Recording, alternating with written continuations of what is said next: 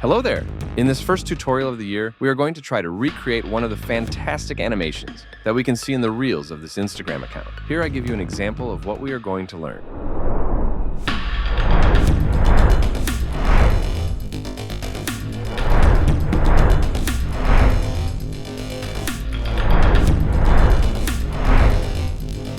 If you like my tutorials and want to support the channel, in addition to your likes, you can also do so from my Patreon page for just $2 a month. And if you want to move on to the motion graphics area, this is where things get serious. You'll have access to all the project files, editable templates for photos, logos, as well as significant discounts on my editing course. I'll leave the link in the description in case you want to take a look.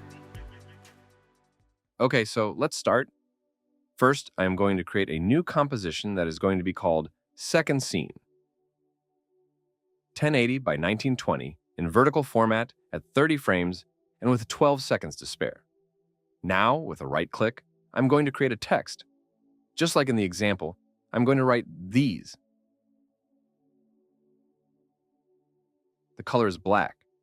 Here I have the size at 100, but I'm going to set the scale to 150. And I also have to convert it to 3D. If the cube icon does not appear, use F4 to unfold it. And now for this text, we center the anchor point and also center it in view. Right-click, New, Solid.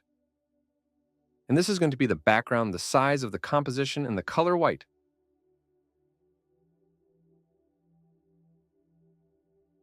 And now, with the rectangle tool, we are going to create a shape like this.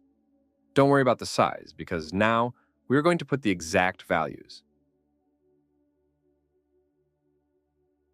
If you want to put the same color as me, this is the code, and a thickness of 15 pixels for the stroke is enough. We also have to convert this shape to 3D, center the anchor point, and center it in view as well. By the way, if you like documentary-style editing, my course is now available. But it's not just a course in which I show you how to animate a sequence in After Effects and that's it, but I show you the entire procedure that I followed to create this animation. From the initial idea to the final render, going through each and every phase of the creative process. I'll leave the link in the description in case you want to take a look.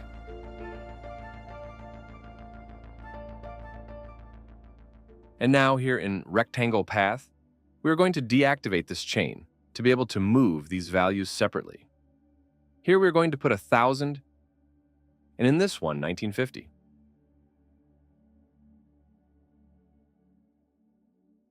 P key, we unfold the position, and we are going to send it backwards. We put a value of 300 pixels here in Z. Now right-click, New Camera. And this is going to be 35 millimeters and one node. Again, right-click. We're going to put a null object now. We also convert it to 3D, and we will parent the camera to it. P key, and we're going to move to 110. And right there, we're going to mark a keyframe in the position, and at the beginning of the timeline, we're going to send everything backwards. We'll put minus 1000 pixels here.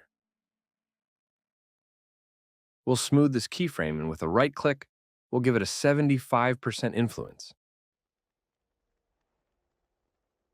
We should end up with a curve like this.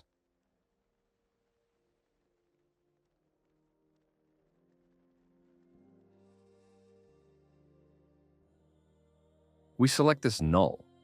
We'll position ourselves here, right above this keyframe, and duplicate it. U key, and we'll delete these two. We're going to mark a new one in position and another in orientation. And this animation is going to start at frame 20. So we'll put these two keyframes right there. We have to relate the previous null to the new one. And from frame 20, we go to 127.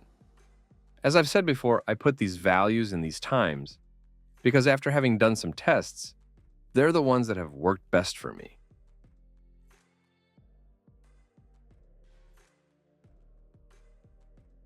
Okay, so what I want to do here is to take the text and the shape out of the composition. I'm going to activate two views to better see how the camera is moving. Look, here in Z, we can rotate like this.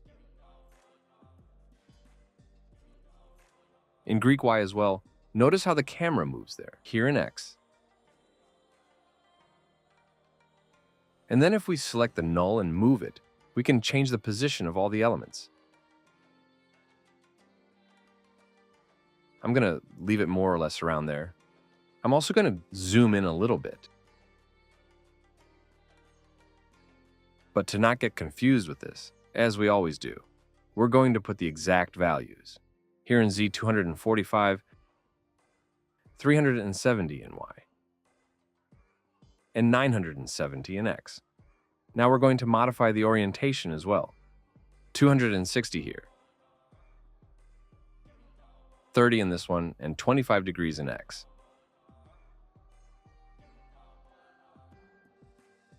Look there how the camera moves. There we see that it arrives and begins to modify its orientation.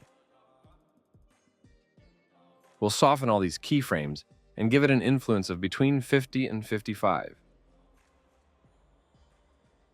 It doesn't have to be exact, around 50, 52 or so. Okay, let's preview it and see how it looks.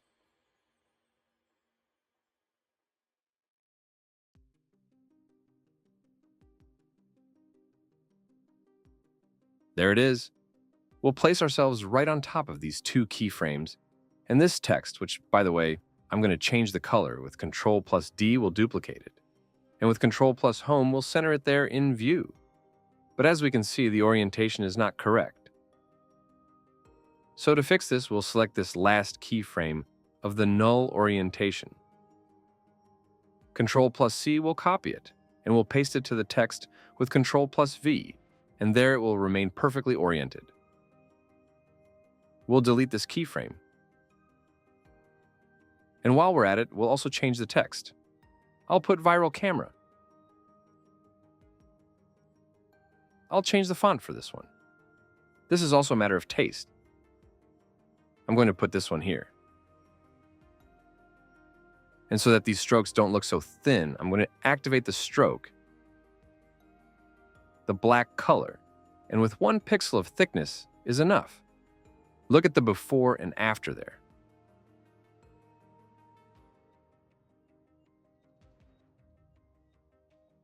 We have to center the anchor point of this text, and now,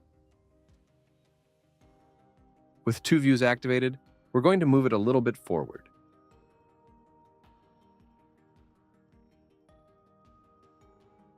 If we unfold the position here, when in Z I put more or less a value of 50, then we'll leave it there.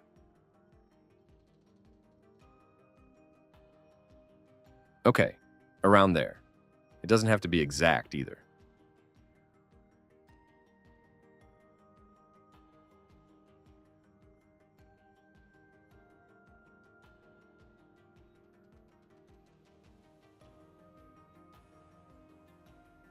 I'm going to modify the Z rotation a little bit for this text. I'm going to put a value of 7 degrees so that it stays a little bit diagonal. But I'm also going to move it a little bit upwards, more or less around there. Okay. We'll go to these last 2 keyframes here, duplicate the null, press U and delete these, and mark a new one in position. And this animation is going to start here at 113. We'll put this keyframe there, and we'll parent the previous null to the new one. And now we'll go forward to 212, which is exactly where it's going to end. And we're going to move down on the y-axis. We can also zoom up here in Z a little bit more. But just like we did before, so we don't get confused with this, we're going to put the exact values. In Z, we're going to put 1095, 85 in Y, and 780 on the x-axis. We'll smooth these 2 keyframes. We're going to give this shape to the curve. We're going to give this handle an influence of between 60 and 62 around there. And we'll leave this one as it comes by default.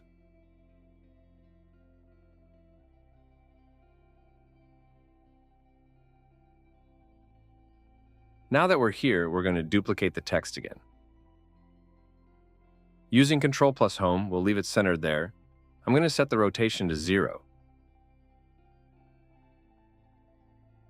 And here I'm going to write Moves. The font I'm going to use is called Gluck. And I'm also going to center the anchor point for this text. And again, using Control plus Home. We'll leave it centered there.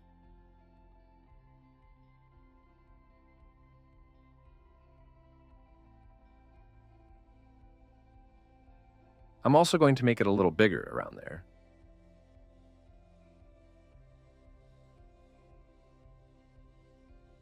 And maybe I'm going to move this one up a little bit. I like that.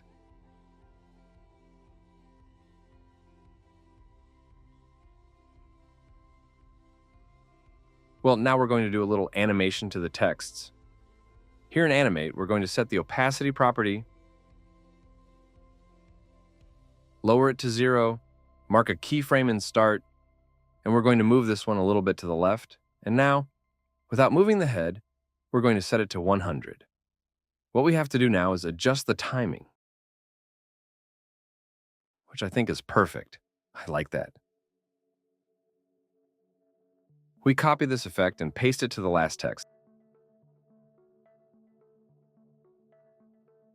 And we're also going to adjust the timing, which more or less starts to appear around here.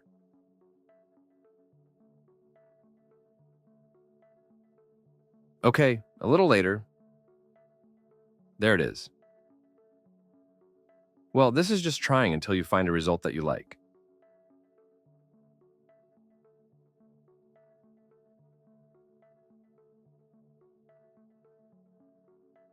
To give the scene a little more dynamism, here in this last null, we're going to write an expression.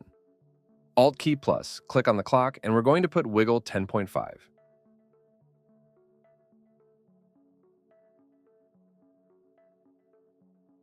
To give it a little movement. Okay, perfect.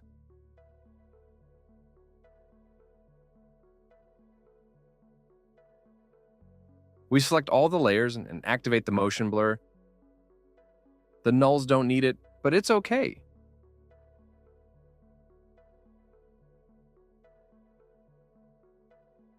We come from a new composition, and we're going to create another new one that's going to be called Montage. We leave everything as it is. And this second scene, with Control plus D, we duplicated, and the copy will be called First Scene. And we're going to bring these two to the montage composition. Now the second scene is going to start here, and the second one over there. And in this first one, we're going to make some adjustments.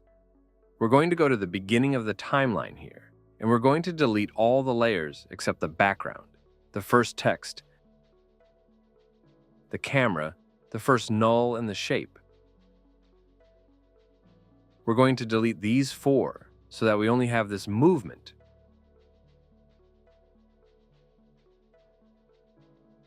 We're going to change the color of the background to black and the text to white.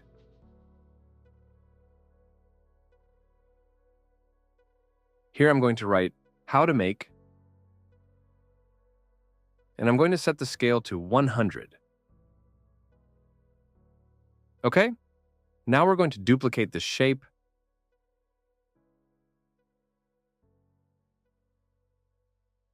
and we're going to move the copy a little bit to the front, more or less there.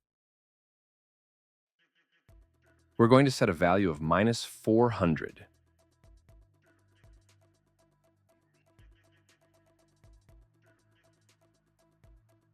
It looks great there.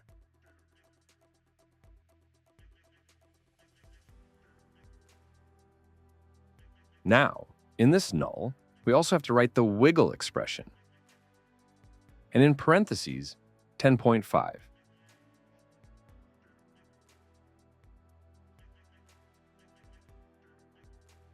Okay, so we've got this scene ready too. We can add some effects, right-click, New Adjustment Layer. I'm going to use this one called Deep Glow, which is a paid plugin, and it actually works pretty well. But if you don't have it, you can use the glow that comes by default in After Effects. I'm going to lower the exposure quite a bit, more or less 0.10, and I like it. I'm going back to the composition montage and to create the transition here, as we saw in the example. With right-click, we're going to create a solid that's going to be called matte, the red color that looks good. And we're going to cut it right at that part. Press S on the solid, and we're going to unlink the scale values. We mark a keyframe, and we set this value to 0, and 20 frames later, we're going to set it to 100. We'll soften these two keyframes.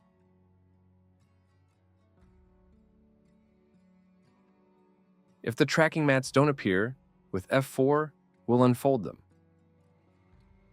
And with the pick whip, we'll make it the alpha matte of the solid. Okay, so this looks spectacular. Here in this first scene, I'm going to move this keyframe 10 frames ahead. Around there.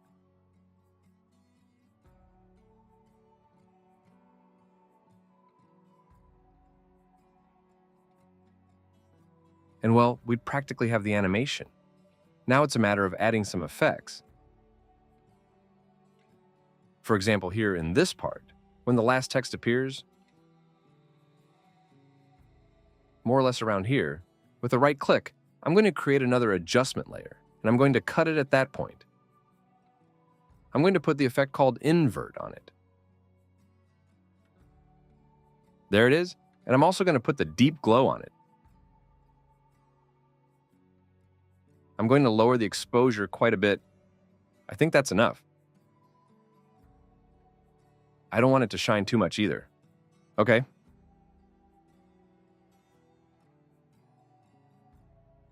Now here in the second scene, with a right click, we're going to put a solid, and this one is going to be called flicker.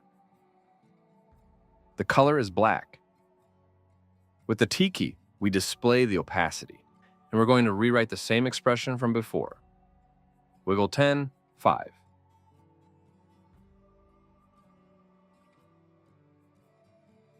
What happens is that this solid doesn't let us see what's behind it because the values move between 90 and 100. So what we have to do is put a 10 here, for example. And look at the flicker there, which really looks pretty cool.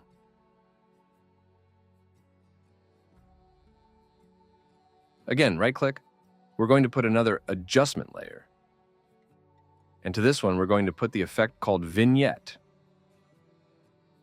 I'm going to leave it as it comes by default. And now here in the montage composition, here in this part, just when this adjustment layer starts, we come to the second scene. We select these two and cut them at that point.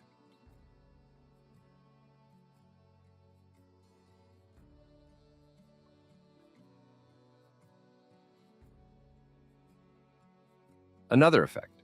Right-click, new adjustment layer. And to this one, we're going to put the one called optics compensation. We're going to increase this value to, for example, 25. And we have to invert the distortion. There it is. This effect really looks really cool. Come on again, new adjustment layer. And we're going to put the one called VR chromatic aberration. Here we're going to change it to stereoscopic. And well, you can keep touching these values until you find a result that you like.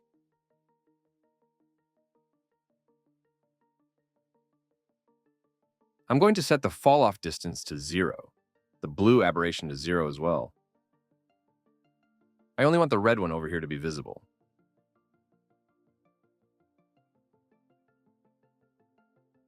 But I'm going to lower the intensity a little. I'm going to set it to -7. Okay, I think it's perfect there. Another effect, right-click, new, solid. This one is going to be called grain. We're going to set the color to something between black and white. If we set the brightness to 50% here, it's right in the middle. We're going to put the effect called add grain. Here I'm going to change the final output. And of all these presets, you can try to see which one you like the most. I'm going to put this one. The intensity is going to be lowered a little. 0.5 is fine.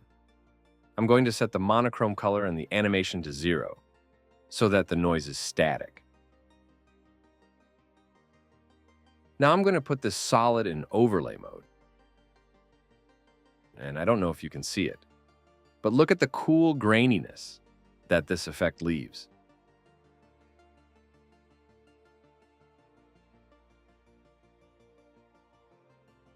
Another thing I'm going to do, to soften all these hard and marked lines left by the gradients and glows, what is known as banding. Here where it says 8 bits per channel. With Alt pressed, I'm going to change it to 16, and with this we have much more color depth. Well, finally, we're going to put another effect called posterized time.